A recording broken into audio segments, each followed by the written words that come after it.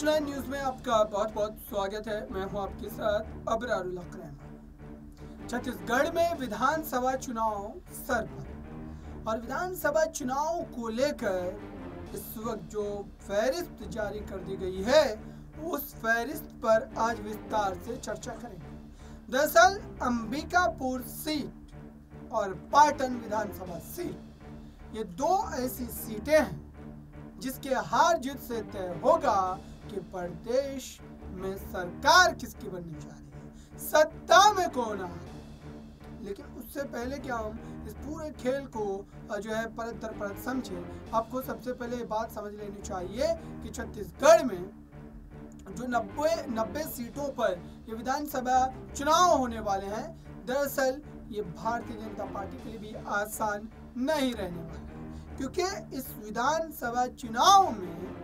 BJP लगातार कई मुद्दों को लेकर के ये राजनीति कर रही है कि कांग्रेस पार्टी ने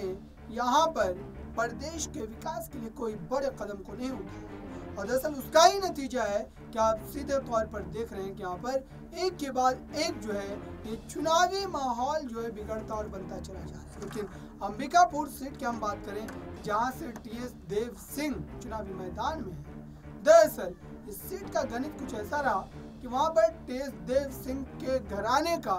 जो पूरा एक तरीके से कहीं ना कहीं कब्जा देखने को मिलता है। टीएस सिंह देव ने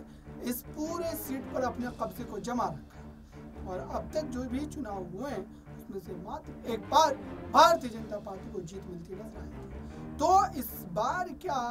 बीजेपी जिस रणनीति के तहत काम कर रही है और लगातार वो ये दावे कर रही है कि वो कहीं ना कहीं इस सीट को फिर से एक बार अपने पाले में लाना चाहेगी, अपने पाले में कहीं ना कहीं साधना चाहेगी, जिसके लिए लगातार कोशिश कर रही है।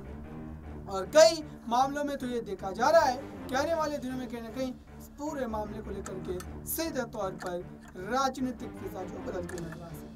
लेकिन पाटन की अगर हम बात करें, जो कि सीएम भूपेश बघेल की सीट है, वो सीट पर भी यहाँ पर घमासान जो है वो मचता हुआ नजर आ सकता है, क्योंकि इन दोनों सीटों पर कांग्रेस पार्टी ने पहले से ही कोशिश जारी कर दी थी कि इस सीट को किसी भी तरीके से यहाँ पर चुनाव में जीत